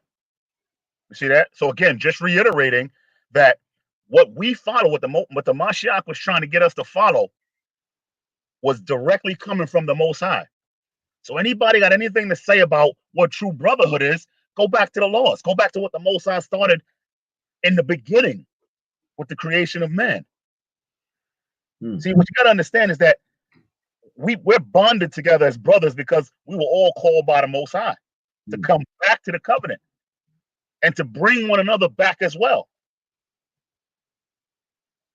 All right. So to get a better understanding, pick up give me Romans 8 and 29 real quick. Give me Romans 8 and 29 and yeah, read 29 and 30. So Romans 8, 29 and 30. Another one. It's the book of Romans, chapter 8, verse 29. For whom he did foreknow, he also did predestinate to be conformed to the image of his Son, that he might be the firstborn among many brethren. See that? So Yahushua, as our big brother, he stressed brotherhood. And again, as we just went through the other two scriptures, that he spoke nothing of his own self, but of the Father. So he just wasn't speaking out of thin air. This came from somewhere. This came from the Most High, the creator of all. So when you hear us refer to Yahushua as not only our king, but as our big brother, that's because he stressed that brotherhood. And we got to walk directly after the Mashiach, because that is our big brother. That's right. All throughout the Bible, man, brotherhood and love was constantly stressed. The Most High said in John 14 and 15, he said, what? If you love me, keep my commandments. What was his commandments? What was one of his commandments? These are the things we got to start looking at. Give me Leviticus 19 and 18 real quick, King. Leviticus 19 and 18. Let's just go back a little bit. This is the book of Leviticus, chapter 19, verse 18. Thou shalt not avenge, nor bear any grudge against the children of thy people, but thou shalt love thy neighbor as thyself. I am Yahweh. Now drop that and go to Deuteronomy 6, 1 to 5. Drop that. Give me 6, Deuteronomy 6, 1 to 5. Another one. It's the book of Deuteronomy, chapter 6, verse 1. Now these are the commandments, the statutes, and the judgments, which the Lord your power commanded to teach you, that ye might do them in the land whither ye go to possess it. Verse 2, that thou mightest fear Yahweh thy power, to keep all the statutes and his commandments, which I command thee, thou and thy son and thy son's son, all the days of thy life, and that thy days may be prolonged. Hear therefore, O Yasha Allah, observe to do it, that it may be well with thee, that ye may increase mightily of the Lord Yahweh of the fathers have promised thee, in the land that floweth with milk and honey. Hear, O Israel, Yahweh, our power, is the Elohim. Verse 5, and thou shalt love Yahweh, thy power, with all thine heart, and with all thy soul, and with all thy might. Verse 6, and these words which I command thee this day shall be in thine heart. Now drop that and go to Matthew 22 and 36. I just wanted to give you the backstory on how serious this love and brotherhood is. Another one. It's the book of Matthew, chapter 22, verse 36. Master, which is the great commandment in the law? Now we just heard, Salak, we just heard in Deuteronomy how serious these commandments are and how what'll happen if you do these commandments. And these are commandments that are not broken. They cannot be broken. So the Most High was very, very serious when he spoke about what these commandments and the fact that he wanted us to always keep these commandments, and not only keep them, but to teach them to our sons and our daughters. So now continue with that. This is the Mashiach talking now. This is the book of Matthew, chapter 22, verse 36. Master, which is the great commandment in the law? 37. Hamashiach Yahushai said unto him, thou shalt love Yahweh thy power with all thy heart, and with all thy soul, with all thy mind. All right, here it come. Verse 38. This is the first and great commandment. And 39.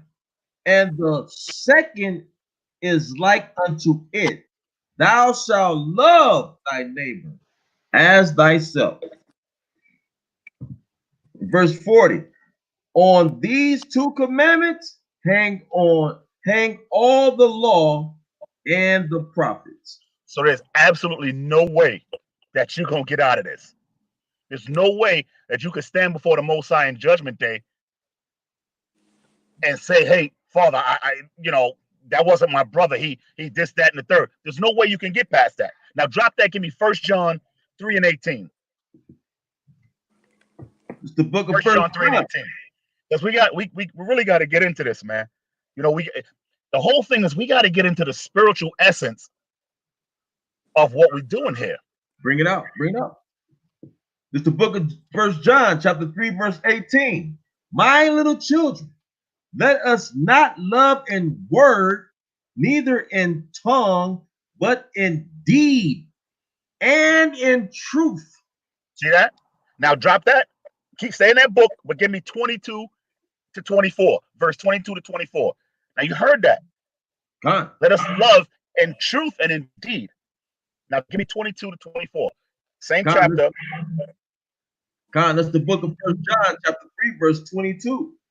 And whatsoever we ask, we receive of him, because we keep his commandments and do those things that are pleasing in his sight. Verse 23. And this is his commandment, that we should believe on the name of his son Hamashiach Yahushua and love one another as he gave us commandment. First John 4:7. 1 John 4:7. Beloved, let us love one another, for love is of Yahweh, and everyone that loveth is born of Yahweh and knoweth Yahweh. Give me verse 7. It's the Salah, book. give me verse 11. It's the book of 1 John, chapter 4, verse 11. Beloved, if Yahweh so loved us, we ought also to love one another. Give me verse 20. It's the book and 21. It's the book of 1 John, chapter 4, verse 20. If a man say, I love Yahweh, and hateth his brother, he is a liar. For he that loveth not his brother whom he have seen, how can he love Yahweh, whom he have not seen? Verse 21. And this commandment have we from him, that he who loveth Yahweh love his brother also. See that? Is it becoming clear? This is not only something that you think that, it's a lightweight thing. This is something that the Most High himself commanded and sent his son Yahushua to do what he did and to teach. Bring it out. This is clear. The theme is clear. Brotherhood is based on a common knowledge, a common faith, and a love for the Father in the name of the Mashiach. For one another, man. We got to have that love for one another as commanded by the Father, not by you or not by me. That's our Heavenly Father. And he commanded that. So anybody that says that they don't like rocking with other camps, or they don't like, and we all teaching the same things, or we all believe in the same things, the Most High and the Mashiach, you got no excuse for that. You got no excuse for that. All right, so the love for the Most High, the love for Yahushua, and the love for the Brotherhood is definitely thicker than blood. Great scriptures, Adawan. Great scriptures. And I digress with that. Great scripture. Hey, Khan, that was powerful. Thank you, Lieutenant Abba. The water king. Man, needed Khan, that. if I can I just land me back onto that? Like in the beginning, you were speaking about the brotherhood, whether it was patrilineal or whether you had to be relatives and whatnot. Let's go to the words of Hamashiach Yahushua. Let's go to the book of Matthew, chapter 12, and let's start at verse 47. Look at you. And I'll bring it out. Got it. Matthew, chapter 20, verse 47. Then one said unto him, Behold, thy mother and thy brethren stand without, desiring to speak with thee. But he answered and said unto him that told him, Who is my mother? And who are my brethren? And he stretched forth his hands towards his disciples and said, Behold, my mother and my brethren. For whosoever shall do the will of my Father which is in heaven, the same is my brother and sister and mother. So this has nothing to do with being relatives or patrilineal lineage, anything like that. This is about us keeping the law, statutes, and commandments, believing on Hamashiach Yahushua, and keeping the faith. Khan. That's the brotherhood that we're speaking of. Khan. Hey, can I land me back with a quick precept? Khan, I don't want. All right, I'm gonna read Sirach 25:1. This is the book of Sirach 25:1. And 3 things I was beautified and stood up beautiful both before Yahweh and men. The unity of brethren, the love of neighbors, and a man and a wife that agree together. That goes right back into what the brothers are talking about. We are commanded to do these things.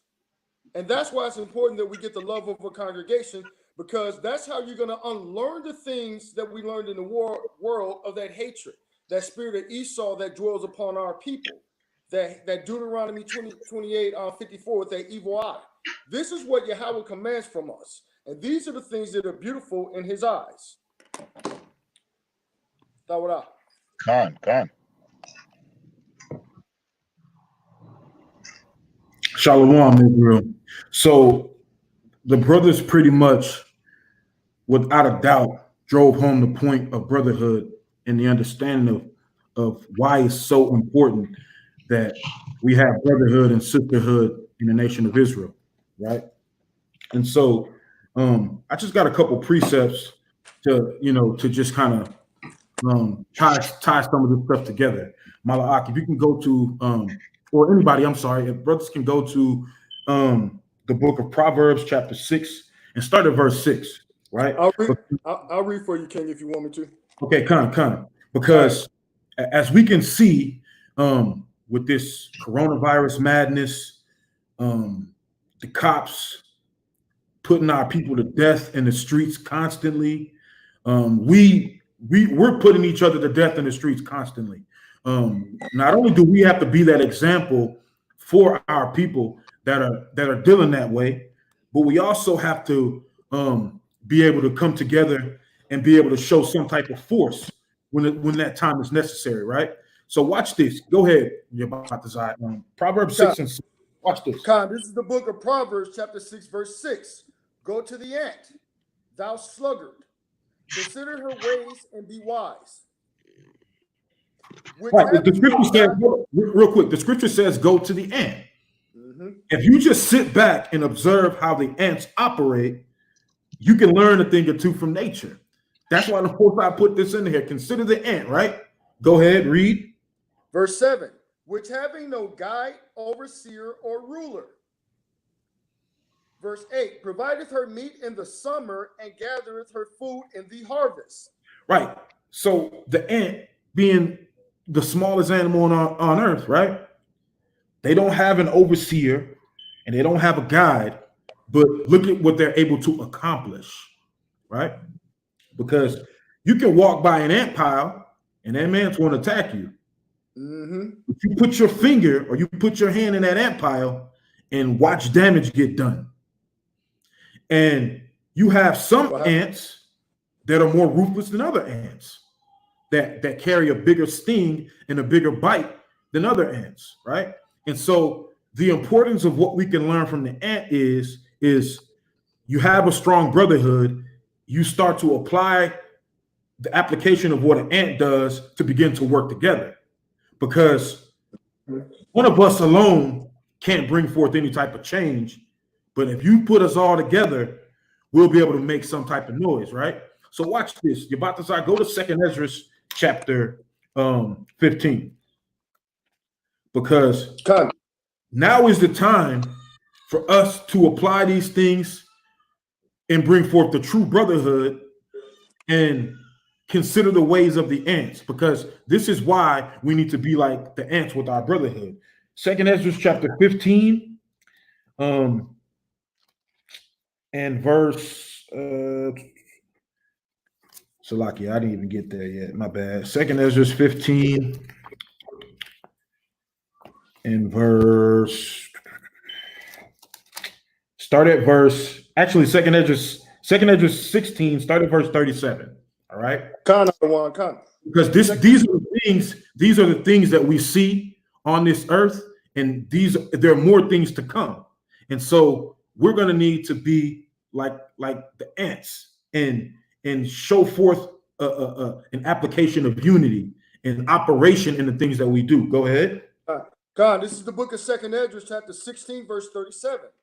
Behold, the plagues draw nigh and are not slack. As when a woman with child in the 9th month bringeth forth her son, With 2 or 3 hours of her birth, great pains compass her womb. Which pains, when the child cometh forth, they slack not at a moment. Verse Go 39. ahead. Even so shall not the plagues be slack to come upon the earth. And the world shall mourn, and sorrow shall come upon it every side. Verse 40. Go ahead. O my people, hear my word. Make you ready to thy battle. And in those evils be upon as pilgrims upon the earth. Okay, now jump to verse 70, right? Jump to verse 70. Con, I don't want con. This is 2nd Ezra chapter 16, verse 70. For there shall be in every place and in the next cities a great insurrection upon those that fear Yahweh. All right, stop right there. Stop right there. So you're going to have this great insurrection upon the people that fear the Most High, right? And so with no brotherhood, you just out there alone and ready to be consumed. Because like the brother said, this Bible is life, right? We read these scriptures and sometimes we just gloss over these things. If we truly believe, and we believe that this is the book of prophecy, these things are going to happen. We don't have time to hate our brothers. We don't have time to lack in brotherhood, because we're going to need each other to get through these evil times. The scripture says, be pilgrims upon the earth. If you have to leave one city because they are oppressing you in another city, right? When you go to this next city, if you don't have no brothers, what you going to do when you get there? Con. The brotherhood is important because in our ultimate test of faith, which is what we like to call Jacob's trouble, we're going to need one another, man, because it's not just going to be Esau that's rising up against us. It's going to be all these nations because they all hate us. And if they coming together with one accord to hate and bring forth destruction to us, we should be coming together on one accord as brothers in brotherly love to defend ourselves. Con, We have a power that's going to do all the heavy lifting. We just got to, do what's commanded of us. Con, I've been shy. Can I interrupt you for a minute? Go ahead. Floor is yours. It's like that fleet doctrine that's going on right now. Everybody want to move to Ghana and Africa, things like that, right? But if you don't have that brotherhood when you over there, it's still gonna fail, no matter what. If you don't have the law, statutes, and commandments, it's still gonna fail. No matter where you try to run to and try to go, it's still gonna fail. A lot of people is talking about going to Ghana, going to Africa, and we're gonna live good and this and that. Them Africans gonna hate you too. Just like you just bringing out. All nations hate us. All of them. Period. I just wanted to bring that out, Adawan. Come. Yo, Mala'at, you got something you want to bring out of one? Hey, could I bring a precept out real quick? Also, Abishaya. Go ahead, out of one. Con, let's jump over to the book of Isaiah, chapter 13, verse 13, because it goes right back into what you're talking about, that insurrection, right? So this is Isaiah 13 and 13. Therefore, I will shake the heavens, and the earth shall remove out of her place in the wrath of Yahweh of hosts, in the day of his fierce anger. And it shall be as the chase roe, as a sheep, that no man taketh up. They shall every man turn to his own people, and flee everyone into his own land. Everyone that is found shall be thrust through, and everyone that is joined unto them shall fall by the sword. This is what the brother is bringing out, and what all of us are talking about in regards of the need of the brotherhood. You know what I'm saying? Because when the race wars kick off, every man's going to return to his own people, and it's going to get real hectic.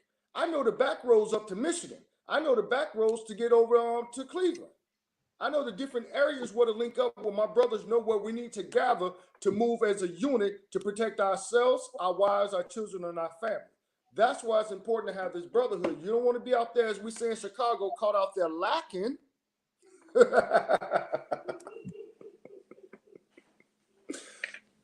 No hand joining hand. Con. Yeah, man, and that's actually the main reason why, because we see we're in dire times, and we know things are just going to continue to get worse and worse. Why? Because, we see the prophecies that are written within the scriptures. Before we, our nation even reaches the kingdom, we got to go through tribulation, right? Mhm. So, we're seeing some of the signs now, right? So, go to Luke 21. Baba Kushai, if anyone can pick that up for me. I got you, God. I got you. I'll read.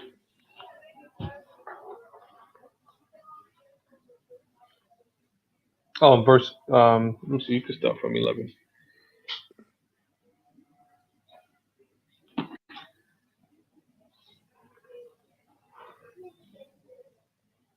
Where do you want me to start at, King? You can start from 11. You know what? Okay, Start from around 9. Con, I got you. Con out of one. This is the book of Luke, chapter 21, verse 9. But when ye shall hear of wars and commotions, be not terrified, for these things must first come to pass, but the end is not by and by. Right. So these things are first coming to pass, but it's not quite there yet. Those are the signs of the beginning, but you're not quite there yet. Go ahead. Verse 10. Then said he unto them, nation shall rise against nation, and kingdom against kingdom. And great earthquakes shall be in diverse places, and famines and pestilences, and fearful sights and great signs shall there be from heaven. Verse 12. Right, and we seeing an increase in that nowadays, right?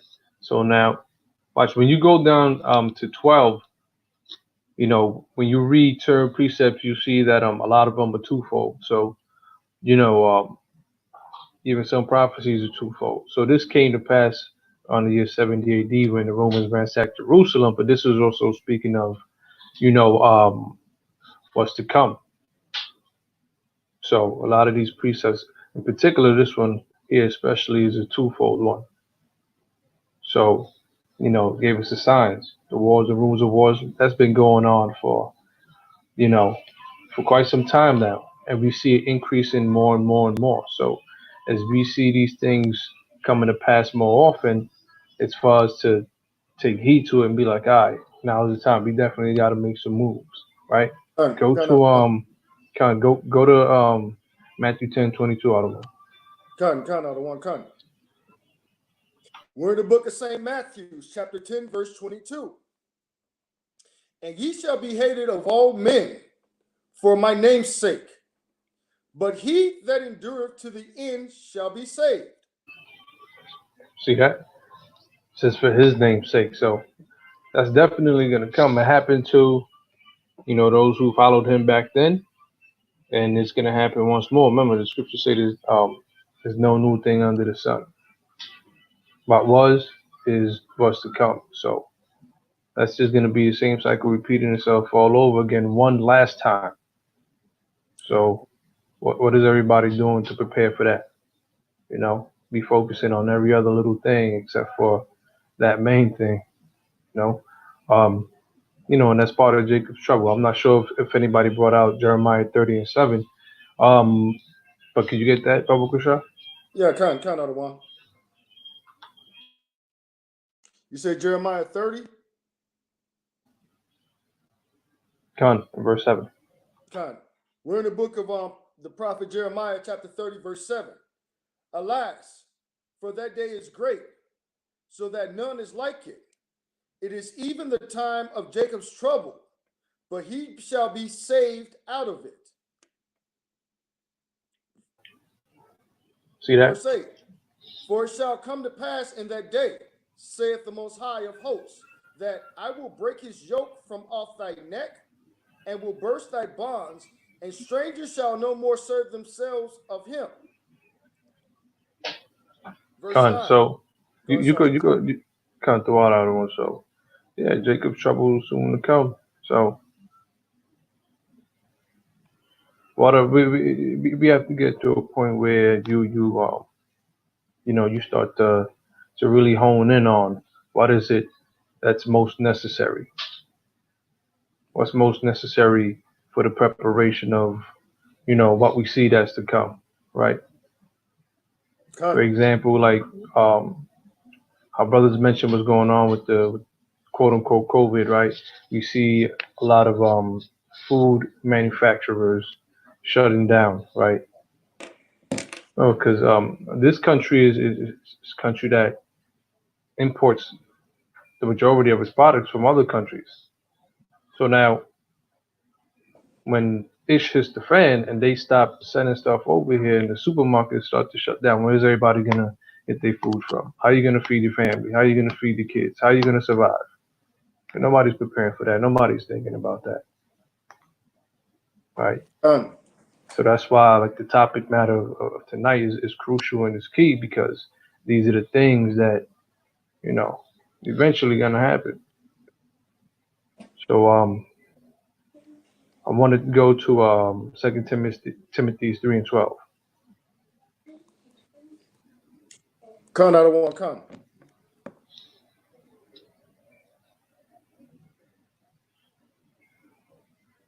We're in the book of 2 Timothy, chapter 3, verse 12. Yea, and all that will live godly and Hamashiach Yahushua shall suffer persecution. So what? Shall suffer persecution. See, that's a heavy word right there. How many people that are in the know now are actually mentally preparing themselves for that? How many?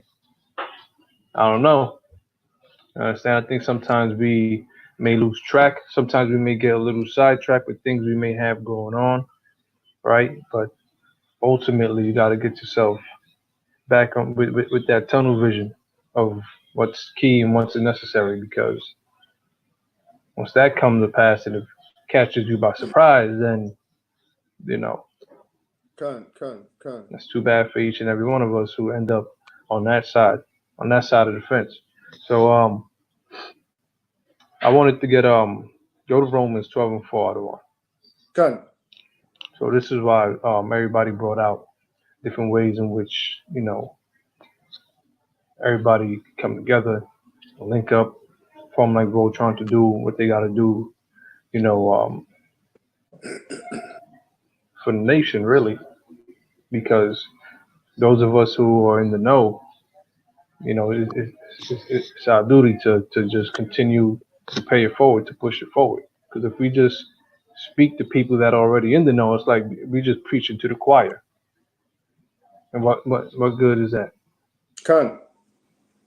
So we're showing how, those of us that didn't know, we're different members of that same body. We all have different talents. We all have different gifts. And once we all put it all together, there's a lot of things that we could do. Go ahead, Otto. Hey, can I start up at verse 3, King? Can I stop in 12 and 3? Go ahead. All right. This is the book of Romans, chapter 12, verse 3. For I say, through the grace given unto me, to every man that is among you, not to think of himself more highly than he ought to think, but to think soberly according as Yahweh has dealt to every man the measure of faith. Verse 4. See that? Salak, why is that key? And how did Yahweh Shai exemplify that? Remember, he washed the disciples' feet. He was the greatest among all of them. But yet he humbled himself to set that example to wash the disciples' feet. Go ahead, Otto. Verse 4. Romans 12 and 4. For as we have many members in one body, and all members have not the same office. Mm-hmm. So we being many are one body in Yahweh Shai, and everyone members of one another. Verse 6. Having then gift differing according to the grace that is given to us. Whether prophecy, let us prophesy according to the proportion of faith. See that? So different members of one body, grace is given differently, faith is given differently, the gifts are given differently. talent is given differently. Everybody in their portion, but when it's all combined, you know, it's going to work for the benefit of our people. So, Con, Hey, con. Malak, but if it come, hey, Salak, King, could you read uh could you read verse 10? okay, come. Con. Hold on. Let me Water. start. Let me. Yeah, you know what? That's beautiful right there. Con, con. Romans 12 and 10. Be kindly affectionate one to another with brotherly love, and honor preferring one another. See Hmm. that? Key, because let's say you got you. You know, there may be somebody, one of the brothers here that are on the board, or somebody in the comment section that has a particular talent that could be very useful, right? Yeah, let's say, you know, we don't show that sister or that brother any type of respect or any kind of love. It's like now we push that person away, and now we put ourselves at a disadvantage. You know, so everybody that has that particular gift, every member of the body is it's important. You know, some of us may look at the pinky toe like it's not that important to the foot, but listen, man, I had a diabetic grandfather who died years ago, and I seen him go from having two legs to no legs, process by process, piece by piece. It started off with a pinky, changed his whole walk, had to get special shoes. Then it started off with his pinky and then the toe right next to it. Then it went had to take off one leg. Then it went from taking two legs off. So those he started losing members little by little. So every member is important, especially in these last times when things just, you know, like I said, we see it keep getting worse and worse, and it's just gonna continue to. So I just wanted to bring that out, the importance of it, because those are the things that we see happening. Those are things that are continue to increase. So that's the main thing to really focus on. Con. So if anybody got any closing statements, let's bring it out. Here's what I want to do. Just give people a couple of precepts, because everything we bringing out, everything that all the brothers are bringing out, spoke eloquently, and all the great precepts and all of that. The purpose of what we're trying to do, we're trying to get the kingdom, and we can't get the kingdom being individualized. You know what I mean? When we go to, I would tell brothers and sisters to read 2nd Ezra chapter 40, in regards to what the goal is when Yahweh Shai approves us and places that crown on our head. You know, when we have that white garment. You can also precept that up with 2 Timothy chapter 4, 5 through 8, in regards to the mission, and then also the wisdom of Solomon 5 and 16. So if you don't mind, let me read 2nd Ezra 2 and 40 real quick, and then I'll pass it on to the next brother. This is the book of 2nd Ezra chapter 40, 2nd Ezra chapter 2 verse 40. And it says, take thy number, O Zion, and shut up those of thine that are clothed in white, which have fulfilled the law of the Most High. The number of thy children whom thou longest for is fulfilled. Beseech the power of Yahweh, that thy people which have been called from the beginning may be hallowed. And verse 42, and I, Ezra, set upon the Mount Zion a great people, whom I could not number, and they all praised Yahweh with songs. And in the midst of them there was a young man of a high stature, taller than all the rest, and upon every one of their heads he set crowns, and was more exalted, which I marveled at. So I asked the angel and said, what are these? And he answered and said unto me, these be they that have put off the mortal clothing, and have put on the immortal, and have confessed the name of Yahweh, and now crowned, and now are they crowned and receive palms. And I'll be short real quick, just to 47. And then said I unto the angel, what young person is it that crowneth them, and giveth them palms in their hands? And so he answered and said unto me, it is the son of Yahweh, whom they have confessed in the world. Then I greatly to command them that stood so stiffly for the name of Yahweh. And I digress.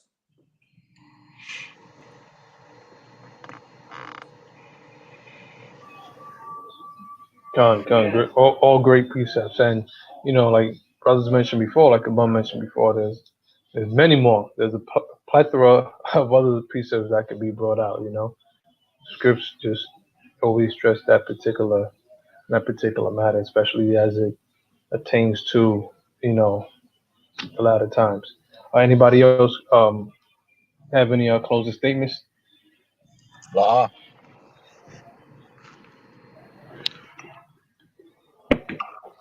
Nah. I got one closing precept that I would like to go to, because with all that we said, you have to, the end goal is to get the kingdom. Okay. And there's a process to completing that mission. And so I'm going to go to the book of Matthew. I'm going to read chapter 6, verse 33. And this is the end goal. This is the mission. This is the entire plan. And this is the reason why we keep the faith and we keep the commandments and we serve the Most High the way we do. Because the mission is to get the kingdom. So this is the book of Matthew, chapter 6, verse 33. But seek ye first the kingdom of the Most High and his righteousness, and all these things shall be added unto you. So that's really the end goal. That's the entire mission, for us to come back as a nation and to take control of what our position is on the planet, and to show the rest of the world how to serve our Abba. Con. And with that, Con. Great words, out of one. Also, just keep in mind also, we threw the word brotherhood around throughout the whole night, but anytime, any of us say brotherhood, right alongside that, just know we also talking about the women as well, because there is no nation without y'all. So just want y'all to bear that in mind. It is one thing I want to say, and that's I love each and every one of you, brothers. I think we need to do this more often, straight up. Yeah. This is beautiful, for people to see, what I'm saying, the brotherhood that's in AOC. Con. Definitely will. Thank I was shy.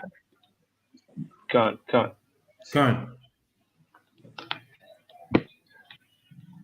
What's that? No, just if you got anything to say before you close out. But if somebody can just get the book of Matthew 26 and 6. I got you, King. Got anything else to say? All right, Matthew 26 and 6, King. Got you.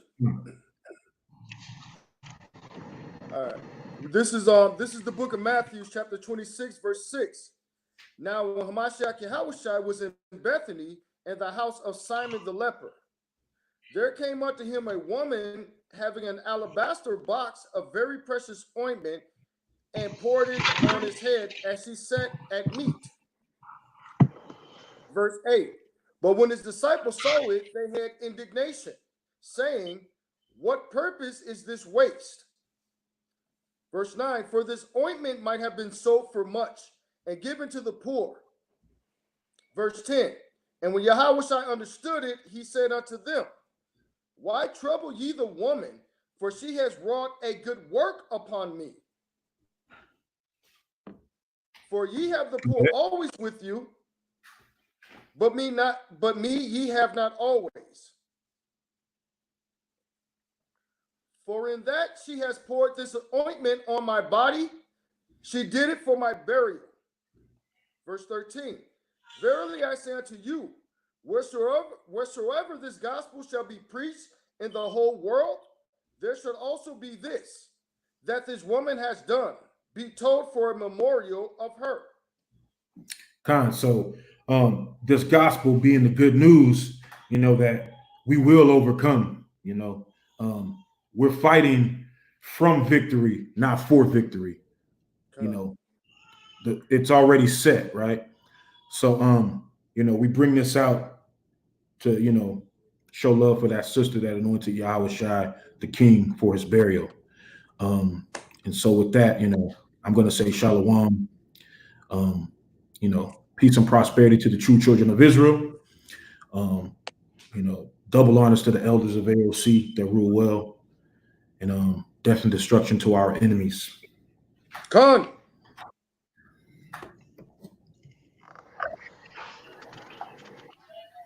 God, shalom, shalom. Gun. Shalom. Shalom, King. Shalom. Hey, hold on. I'll be shy. Let me know when you know. What's up, King? Okay, Con, I got you. Shalom, Israel. Shalom. Shalom.